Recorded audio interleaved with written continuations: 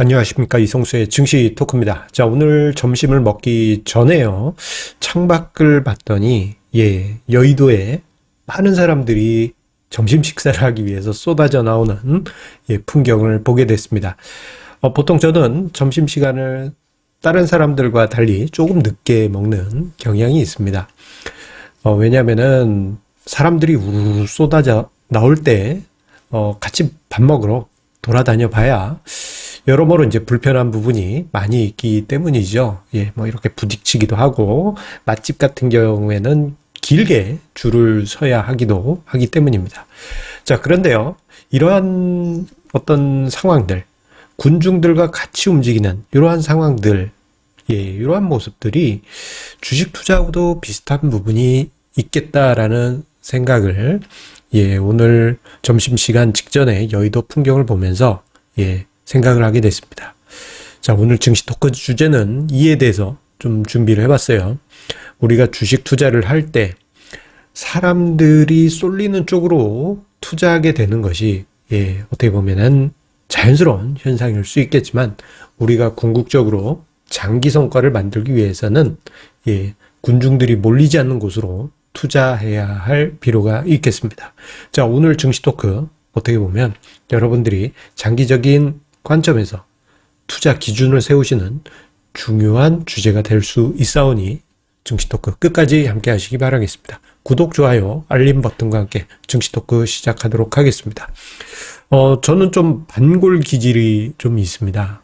어떤 반골 기질이냐면 사람들이 막 북적북적하니 이렇게 막 시끌벅적하니 바글바글바글 이렇게 몰려있는 곳을 그렇게 좋아하지를 않아요. 오히려 저한 10대, 20대, 이런 때 떠올려 보게 되면은 그냥 혼자 조용히 있는 것을 좋아했습니다. 아마 우리 애청자님들 중에도 이렇게 혼자 있는 거를 좋아하신 분들 많이 계실 것 같아요. 사람 많은 데 있어봐야 정신 사납고, 그리고 부딪히기도 하고, 아이고, 야, 아파, 이런 일도 있을 수 있죠. 하지만 사람들이 없는 고요한 곳에 있게 되면 제 마음도, 뭔가 차분해지고, 여러 가지 나와의 대화를 가질 수 있는 시간도 가지고 여러 가지 이점이 있는 것이 사실이다 보니 개인적으로 좀 혼자 있는 것을 또는 이제 군중들과 좀 떨어져 있는 것을 좋아합니다.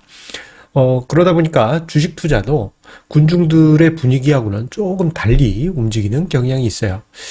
자, 우리가 증시토크 유튜브 영상을 통해서 제가 지난 1월 10일, 그때 당시 이제 우리 개인 투자자분들이 삼성전자, 현대차로 매수가 집중됐던 그 시기 아니겠습니까? 여기 화면상에 삼성전자의 주가 차트가 있는데, 여기 거래대금이 폭발했을 때가 1월 11일입니다. 자, 이때 당시 그 증시토크 영상 오래 애청하신 분들은 아시겠지만, 이때 당시 전후로 해서 제가 좀 보수적인 시각, 좀 경계론의 이야기를 많이 드렸었던 것을 기억하실 겁니다. 1월 10일에는 개인이 삼성전자와 현대차를 한풀이 하듯 매수하고 있다. 이거 조금 염려스럽다. 그런 취지의 영상을 남겼었고요. 그 전후에 보면은 자산 배분 전략 좀 취해야 된다. 너무 과열되어 있다. 코드번호 빵빵빵빵빵빵. 현금을 조금 보유를 할 필요가 있다. 이러한 이야기를 1월 달에 이야기 드렸던 것도 이때 당시 군중 심리가 엄청났지 않습니까? 자, 이때 당시 군중 심리 보면은 삼성전자, 현대차 아니면은 주식 투자하는 것 같지도 않고, 그리고 여러 가지 지역 카페, 여러 가지 커뮤니티, 취미 활동하는 어떤 커뮤니티 등등 보시게 되면 그때 당시 저 삼성전자 샀어요, 현대차 샀어요, 이제 따블 먹을 거예요, 이런 식의 분위기가 가득했습니다. 그리고 그때 당시 제 지인들도 갑자기 이제 고해성사를 하시는 거죠. 고해성사라고 하니까 너무 거창하네요. 아, 내가 삼성전자 샀는데, 이렇게 말씀하신 분들이 요 시절에 은근히 많았습니다. 그런데 이제 제가 이제 그렇게 이제 물어보신 분들, 이제 이야기하신 분들께 대답을 아마 제가 이렇게 했을 것입니다. 약간, 이런 느낌. 뭐, 잘 될 거예요. 뭐, 이렇게 이제 응원 섞인 뭐, 얘기로 끝나긴 했지만, 저의 반응은, 허. 아니, 다 사고 난 다음에 얘기하면 뭐, 어쩌란 말인가. 이런 분위기였습니다.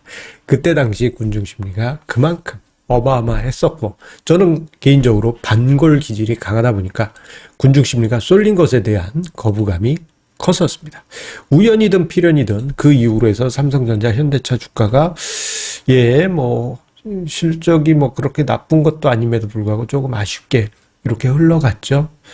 자, 이러한 흐름, 이게 이런 게 좀 있긴 합니다. 뭐냐면요, 군중 심리가 쏠려서 수많은 투자자, 절대적으로 수많은 투자자가 유입이 되게 되면요, 이 순간부터 해서 불특정 다수의 이해관계가 매우 복잡해집니다. 그래서 주가가 올라가려고 한다? 그러면 이 수많은 투자자 중에 일정 수는 나 5%만 먹으면 매도해야지. 이런 분들도 많이 있거든요. 그럼 올라가려고 하면 패고, 떨어지면 나는 손절매가 5%야. 손절매가 7%야. 이러면서 이제 패는 분들도 계시고, 이런 게 이제 복잡해지다 보니까 주가가 올라가려고 해도 떨어지고 올라가려고 해도 떨어지고 이러한 상황들이 나타나게 됩니다. 이게 이제 군중 심리가 집중됐을 때 심리적인 버블이 형성이 되기 때문이에요. 심리적 버블은 제가 자주 이야기 드려왔습니다만, 이제 저의 책 가치 투자 처음 공부에서도 언급을 드렸죠. 우리가 투자에 있어서 버블은 두 가지가 있는데 심리적 버블이 있고 밸류에이션 버블, 즉 가격 버블이 있다라고 이야기를 드렸어요. 심리적 버블 같은 경우는 절대 가격, 뭐 상대적인 가격, 요거 비싼 것은 아닙니다만 군중들이 지금 아니면은 안 돼라는 식으로 내가 지금 당장 뛰어들어야 돼. 군중들이 모두가 그렇게 생각하면서 뛰어들 때가 심리적 버블이에요.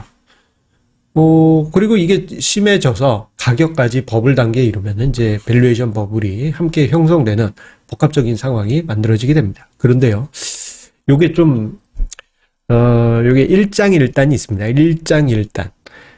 군중 심리가 형성이 되면은 요게 이제 그 모멘텀의 원동력이 됩니다. 그러니까 주가가 상승을 할 때 군중 심리가 이렇게 몰려줘야지 모멘텀이 강화되는 게 현실이긴 해요. 그런데 이 모멘텀이 강화될 때 군중 심리가 버블 단계에 이르게 되면, 심리적 버블 단계에 이르게 되면 이게 이제 단기 상투가 형성될 가능성이 높습니다. 뭐 그렇다고 해서 심각한 상투는 아니에요. 그렇기 때문에 군중 심리가 형성된 것에 대해선 이건 어떻게 보면은 일장일단이 있는 게 장점이라면은 모멘텀이 형성되면서 주가가 쭉쭉 올라갈 수 있지만, 한편으로는 이 모멘텀이 꺾이는 순간 주가가 생각보다 실망스럽게 움직일 수도 있습니다. 그런데 이러한 상황이 모멘텀이 형성되었을 때 상승한 건 좋은데, 이게 더 끝없이 상승을 해서 밸류에이션 버블, 가격 버블 단계까지 이르게 되면은 이때부터는 가격 추세가 꺾이는 순간, 모멘텀의 방향이 바뀌는 순간, 가격이 상투를 매우 심각한 가격 충격을 만들 수가 있습니다. 최근에 주식 시장을 보게 되면요, 요즘 뭐 특정 섹터들에 대한 매수세가 집중이 되면서 개인 투자자분들이 그쪽으로 쏠려가는 그런 모습들이 보여요.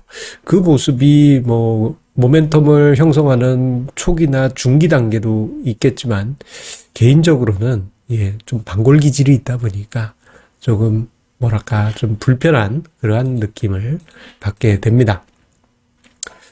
자, 그런데 제가 이야기 드리고 싶은 건 이거예요. 뭐냐면요, 지금 시장에서 이슈화되고 핫하고 뜨거운 종목이 있다 하더라도 그 종목이 영원한 대장은 아니라는 것입니다. 지금 화면상에 왼쪽에 보시게 되면요, 2001년 연말부터 해서 거의 10년 단위로 최근까지 시가총액 최상위, 시가총액 최상위 10위권에 있는 종목들을 리스트업을 해봤어요. 자, 요게 이제 가장 왼쪽에 보시게 되면요.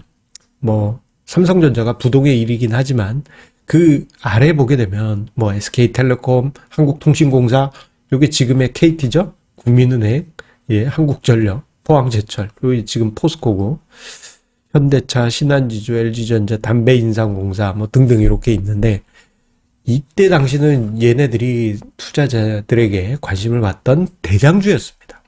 지금은 전혀 실감이 나지 않는 현실이죠. 그리고 그 10년 뒤에 보게 되면은 중간중간에 뭐 현대중공업 이렇게 있잖아요.